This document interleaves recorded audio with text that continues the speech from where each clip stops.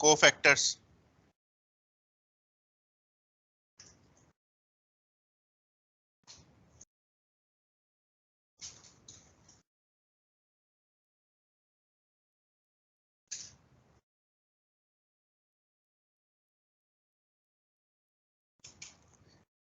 कुछ एंजाइम्स जो होते हैं वो इनएक्टिव फॉर्म में होते हैं, वो एक्टिवेटेड पहले से नहीं होते हैं। ऐसे एंजाइम को कहते हैं एपो एंजाइम। जो एपो एंजाइम है ये इनएक्टिव एंजाइम है।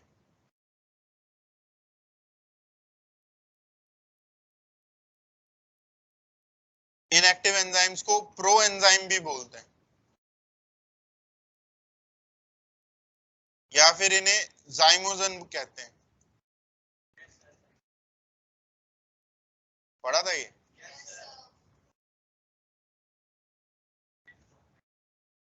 Primary lysosome. Zymogen inactive enzyme या प्रो एंजाइम भी इनएक्टिव एंजाइम, या सिंपली इन्हें एपो एंजाइम बोलते हैं। ये एंजाइम्स एक्टिवेट कब होते हैं? जब ये जुड़ जाएं कोफैक्टर के साथ। एपो एंजाइम प्लस कोफैक्टर, तो इनके जुड़ने से बनता है होलो एंजाइम। होलो एंजाइम होता है एक्टिव एंजाइम। ये एंजाइम एक्टिव है, मतलब ये अब रिएक्शन को कैटलाइज कर सकता है। कोफैक्टर्स क्या होते हैं, वही हमारा टॉपिक है। कोफैक्टर्स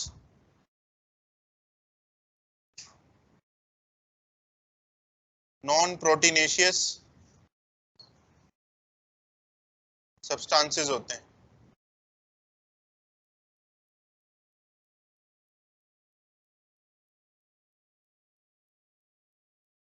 नॉन प्रोटीनेशियस सब्सटेंसेस ऐसे सब्सटेंस होंगे जो प्रोटीन नहीं होते हैं लेकिन प्रोटीन के साथ जुड़े होते हैं। एपो एंजाइम प्रोटीन है ना, ये प्रोटीन है, इसके साथ वो जुड़ के बनाएगा होलो एंजाइम। तो एक क्वेश्चन तो यहां पर ऐसे ही पूछ लेता है कि होलो एंजाइम में उसके प्रोटीन पार्ट को क्या बोलते हैं? एपो एंजाइम बोलते हैं।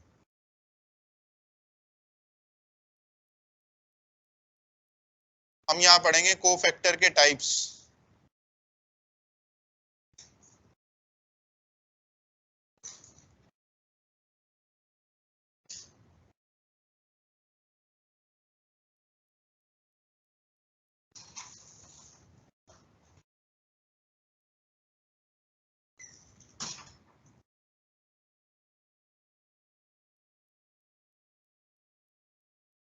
कोफैक्टर 3 टाइप्स का होता है।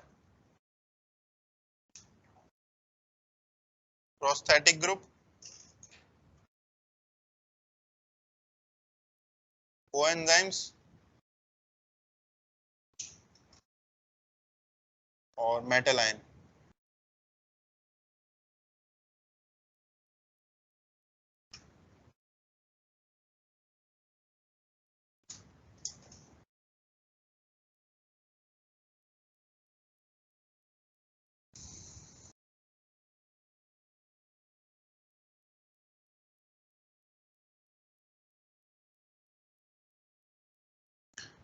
जो प्रोस्थेटिक ग्रुप है ये ऑर्गेनिक सब्सटेंसेस होते हैं। Organic substance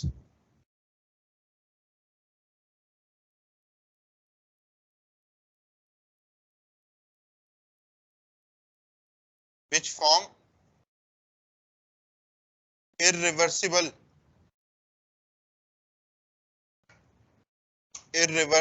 bond। irreversible bonds होते हैं कोवलेंट बॉन्ड।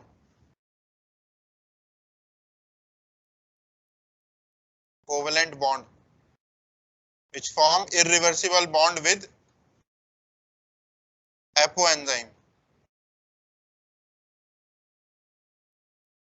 प्रोस्थेटिक ग्रुप ऐसे ऑर्गेनिक सब्सटेंस है जो इरिवर्सिबली बाइंड करते हैं एपो एंजाइम के साथ। तो बताओ ये एपो एंजाइम से कभी अलग होंगे? ये हमेशा एपो एंजाइम के साथ जुड़े रहते हैं। और हमेशा वो एंजाइम होलो एंजाइम की फॉर्म में मिलेगा।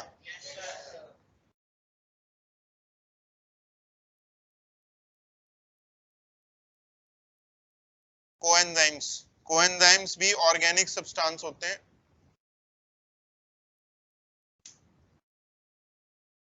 Organic substances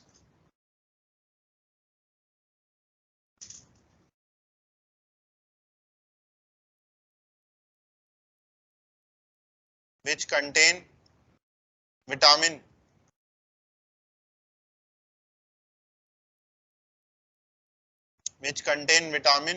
in their structure। ये ऐसे ऑर्गेनिक सब्सटेंस हैं कोएंजाइम, इनके स्ट्रक्चर में विटामिन मिलते हैं। देखो ऑर्गेनिक तो प्रोस्थेटिक ग्रुप भी था, डिफरेंस यहाँ पर प्रेजेंस ऑफ किसका है, विटामिन। कोएंजाइम्स में विटामिन है।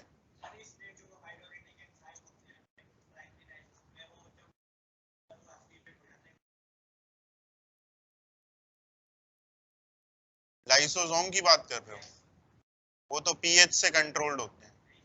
हाँ हाँ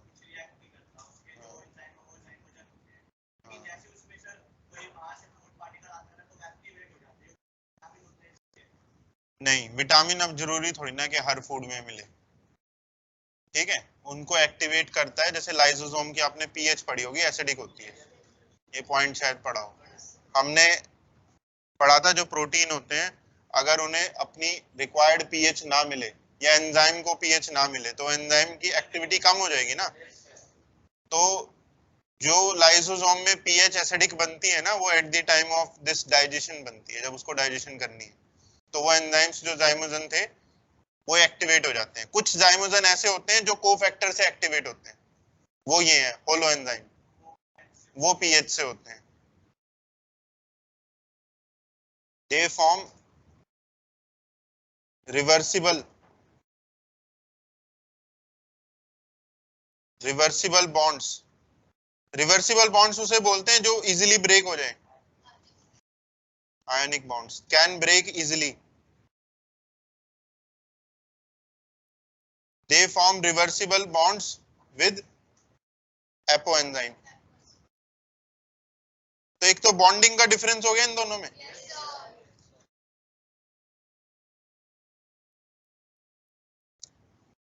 मेटल आयन, जो मेटल है वो ऑर्गेनिक होगा कि इनऑर्गेनिक, इनऑर्गेनिक होगा।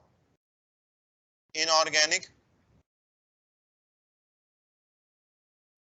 इनऑर्गेनिक मेटल आयंस लिख लो। Inorganic metal ions form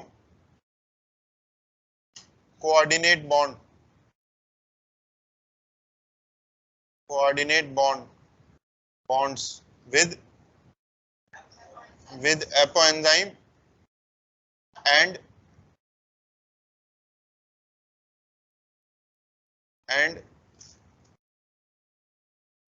substrate।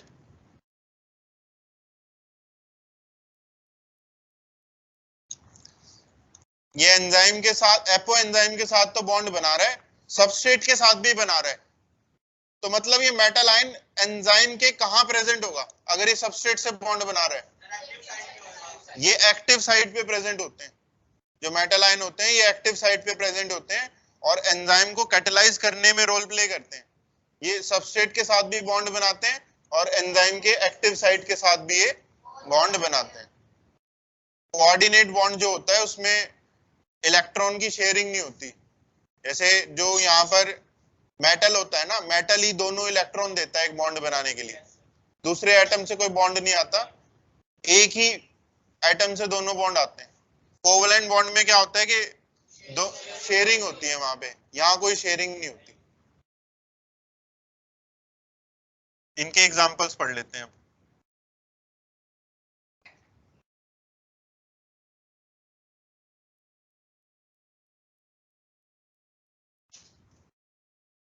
Prosthetic group का है example haem. Haem is prosthetic group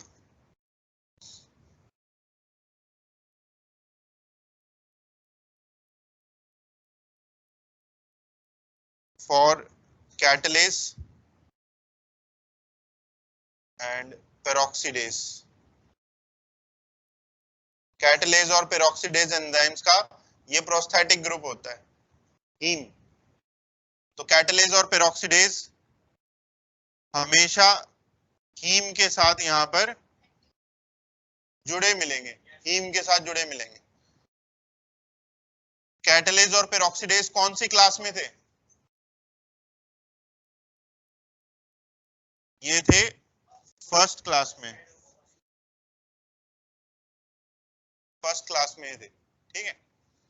NCERT में एक ये एग्जांपल दिया है हीम का, बस यही याद करना है। नेक्स्ट, दूसरा है कोएंजाइम्स।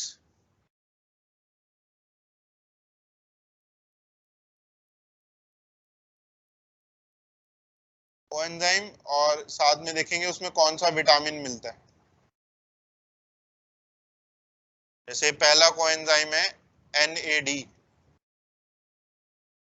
निकोटिन अमाइड एडेनिन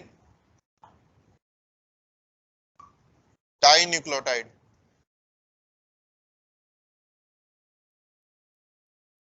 इनमें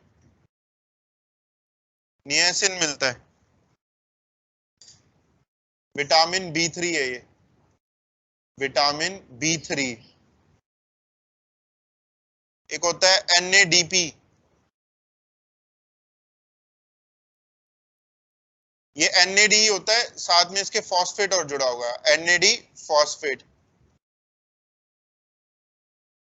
तो पूरा नाम हो जाएगा इसका nicotine amide adenine dinucleotide phosphate, NAD phosphate. तो विटामिन कौन सा रहेगा इसमें? Same, niacin. Vitamin B3, vitamin same है। फिर है एक FAD, फ्लेविन एडेनिन डाइन्यूक्लियोटाइड।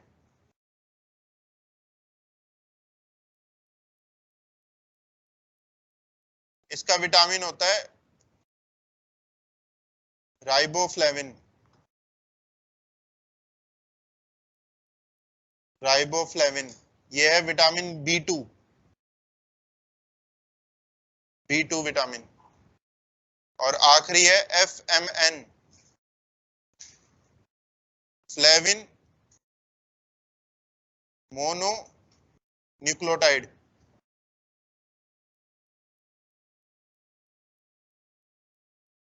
इसका भी विटामिन सेम है, विटामिन B2 राइबोफ्लेविन।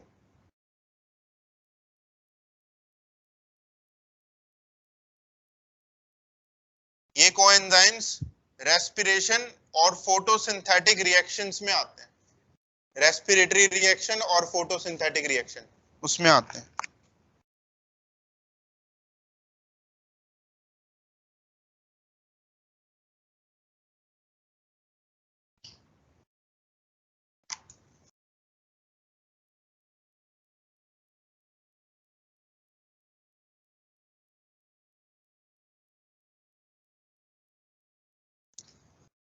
ठीक है, तो ये हो गया कोएंजाइम्स के बारे में। लास्ट है मेटालाइंस। अच्छा, ये कोएंजाइम्स जितने भी हैं इनके नेम में न्यूक्लियोटाइड आ रहा है? तो ये न्यूक्लियोटाइड RNA के होंगे कि DNA के होंगे?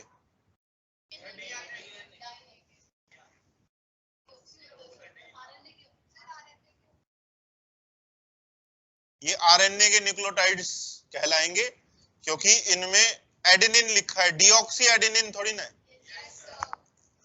ठीक है, ये RNA के न्यूक्लियोटाइड्स हैं, उन्हीं को मॉडिफाई करके कोएंजाइम्स बनते हैं। मेटालाइंस, मेटालाइंस का एग्जांपल है जिंक Zn2+। ये मेटालाइन होता है कार्बोक्सी पेप्टिडेज का।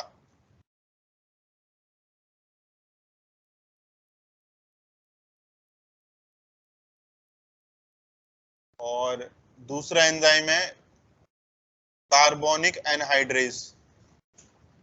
ये कार्बोनिक एनहाइड्रेज कहीं पढ़ा था हमने?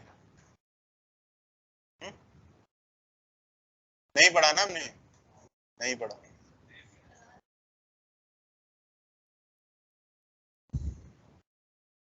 कोई ऐसा रिएक्शन पढ़ा था कार्बन डाइऑक्साइड वाटर में डिसॉल्व हो रहा था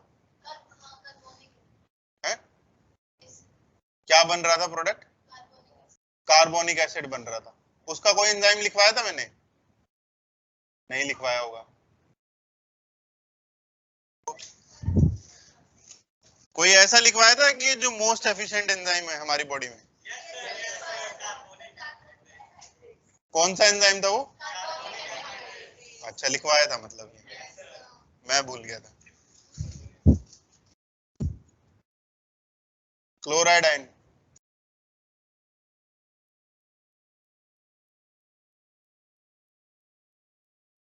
स्लाइवरी अमाइलेज का होता है।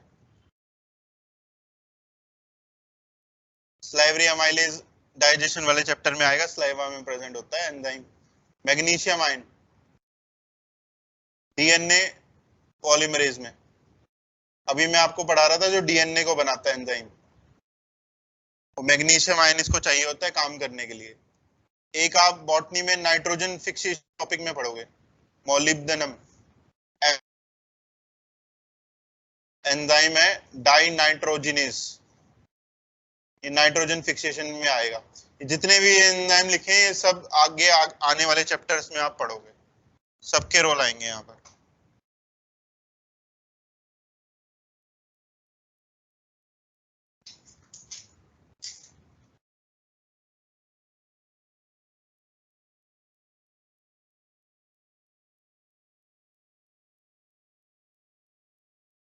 आगे समझ में?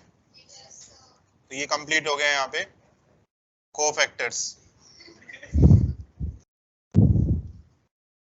अच्छा, एक आधी टर्म और लिखो, वो आपके पैकेज में गिवन है, आइसो एंजाइम्स।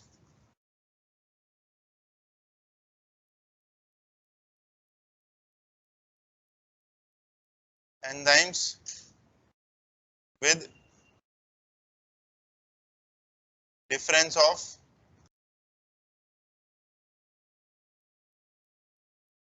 वन और two amino acids, one or two amino acids but catalyze same reaction.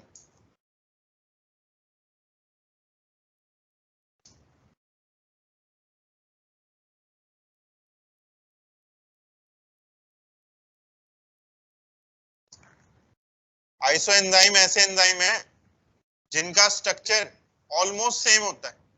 Almost कह रहा हूं क्योंकि एक या दो अमाइनो एसिड का डिफरेंस है बस स्ट्रक्चर में। तो उन अमाइनो एसिड के डिफरेंस से ओवरऑल प्रोटीन की शेप को कोई फर्क नहीं पड़ रहा है, प्रोटीन की एक्टिव साइट वही है। तो जब एक्टिव साइट सेम है तो रिएक्शन को जो कैटलाइज करेगा वो क्या होंगे? वो भी सेम होंगे। तो ये सेम रिएक्शंस को कैटलाइज करते हैं, बस स्लाइट डिफरेंस है उनके स्ट्रक्चर में। ऐसे एंजाइम्स को बोलते हैं iso enzyme.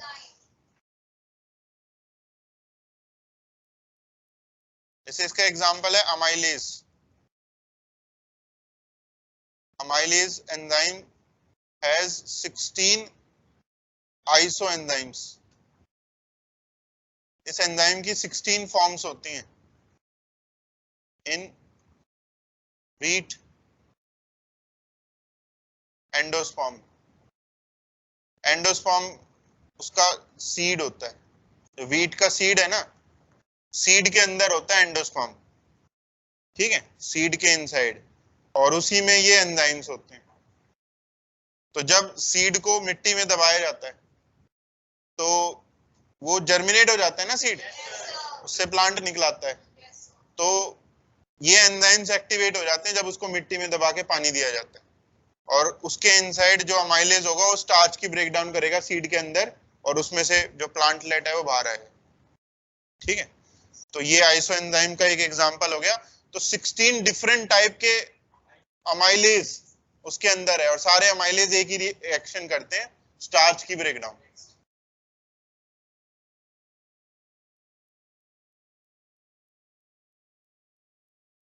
Extra cellular enzymes.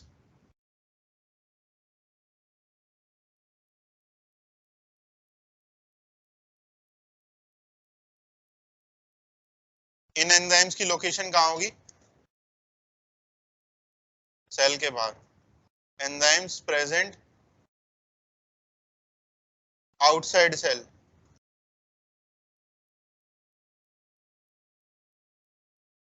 Extra cellular enzyme जो सेल के बाहर मिल रहे हैं उसे बोलते हैं. ठीक है. और ये एंजाइम्स काम करते हैं सेल के बाहर. अगर हम अपनी बॉडी से भी बाहर किसी एंजाइम को निकाल लें लैब की कंडीशंस में, तो वो भी काम करेगा. बॉडी से बाहर भी लैब की कंडीशंस में भी वो काम करेगा. ठीक है. बस एंजाइम को अपनी कंडीशंस चाहिए होती हैं. उसको टेम्परेचर दे दो जिसपे वो काम करता है, पीएच दे दो उसे, तो वो, और सबस्ट्रेट दे दो, वो कैटलाइज कर देगा बॉडी से बाहर भी. एक लिखो इंट्रासेल्युलर एंजाइम्स. ये कहाँ मिलेंगे? Enzymes present inside cell.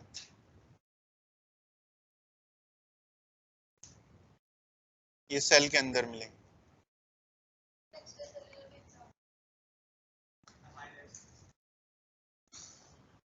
इसका एग्जांपल जैसे हमारे स्किन पे बहुत सारे एंजाइम्स होते हैं. एक एंजाइम होता है न्यूक्लियस जो डीएनए की ब्रेक डाउन करता है, वो हमारे स्किन के ऊपर होता है. ठीक है. ये एक्स्ट्रा सेलुलर है, सेल से बाहर ही है ना ये. कोई एंजाइम ब्लड के अंदर मिल रहा है कोई, वो भी सेल के बाहर हो गया ना. ये हो सकता है. जैसे स्लाइवा में होता है एक एंजाइम लाइसोजाइम, स्लाइवा में होता है, तो वो भी सेल के बाहर हो गया लाइसोजाइम. इंट्रासेल्युलर जो भी सेल के अंदर मिलता है. एक लास्ट पॉइंट और लिखो, उसके बाद नहीं है कोई और पॉइंट.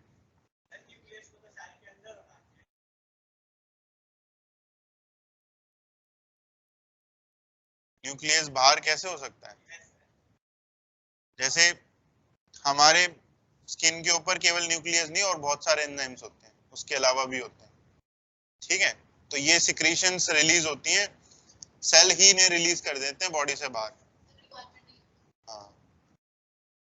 जैसे कोई एंजाइम, और एग्जांपल दे देता हूँ, जैसे कोई एंजाइम स्टमक के अंदर रिलीज हो रहा है, स्टमक की जो कैविटी है, फूड को डाइजेस्ट करने के लिए, वो एक्स्ट्रा सेलुलर होगा कि इंट्रा होगा? एक्स्ट्रा सेलुलर होगा ना. तो स्टमक के सेल्स बाहर रिलीज कर रहे हैं उसे. इंटेस्टाइन के अंदर भी जो एंजाइम रिलीज हो रहे हैं वो एक्स्ट्रा सेलुलर होंगे. एक पॉइंट और था, non calorific, non calorific sweeteners. ऐसे मीठे सब्सटेंस जिसमें कैलोरी नहीं होती. जैसे जनरली जब जो हम कोई भी स्वीट प्रोडक्ट खाते हैं उनमें बहुत ज्यादा कैलोरीज होती है. वो कैलोरीज कार्बोहाइड्रेट से मिलती है हमें. जैसे हम कोई मिठाई खा रहे हैं, उसमें सुक्रोज होगा बहुत ज्यादा. ठीक है. और वो जो चीनी है उसमें सुक्रोज जो है उससे वेट गेन होता है कैलोरी के इनटेक से. ठीक है. तो जनरली ये माना जाता है कि अगर आपको अपने वेट को कंट्रोल करना है तो कैलोरी के इनटेक को कम करना होगा. तो मीठा या तो कम खाओ, या फिर कोई ऐसा सब्सटेंस खाओ मीठा जो हो लेकिन उससे एनर्जी ना मिले, और वो होते हैं प्रोटीन्स. कुछ प्रोटीन्स ऐसे होते हैं जो मीठे होते हैं लेकिन उनसे एनर्जी हमें नहीं मिलती. Proteins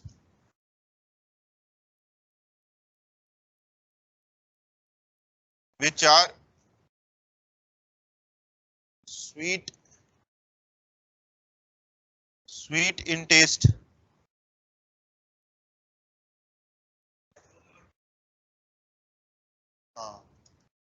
but do not give energy, but do not give energy.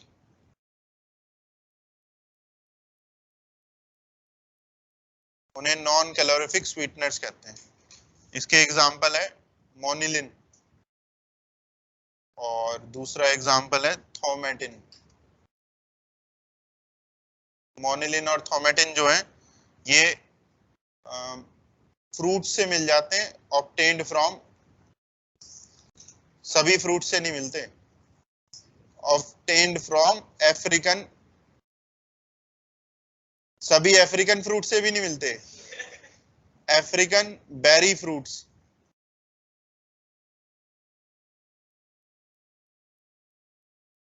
Indian berries में नहीं होते।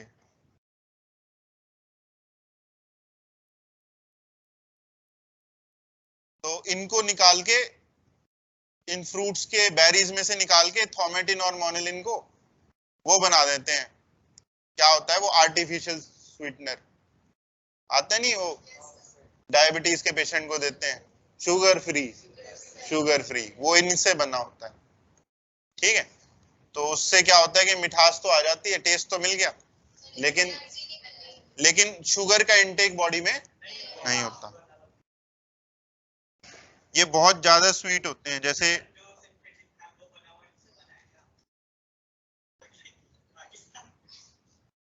सिंथेटिक।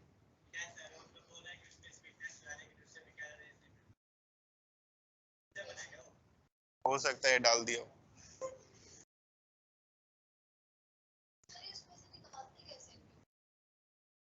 कैसे निकालते हैं? हम फ्रूट से जूस निकाल सकते हैं, तो फ्रूट्स में से पहले जूस निकाल लेते हैं, ठीक है, फिर आपको किसी प्रोसेस से उसे पास करना पड़ेगा। जैसे एक प्रोसेस होती है क्रोमेटोग्राफी की, जिससे किसी भी लिक्विड सब्सटेंस के अलग अलग लेयर्स में सब्सटेंस मिल जाते हैं। तो ऐसी कोई टेक्निक से आपको उसमें से प्रोटीन निकालना पड़ेगा। प्रोटीन को फिल्टर करने के और बहुत सारे मेथड होते हैं इनके अलावा, क्रोमेटोग्राफी तो एक हो गया, उसके अलावा और बहुत सारे होते हैं। ठीक है, तो ये चैप्टर हो गया आपका, समाप्त हो गया ये।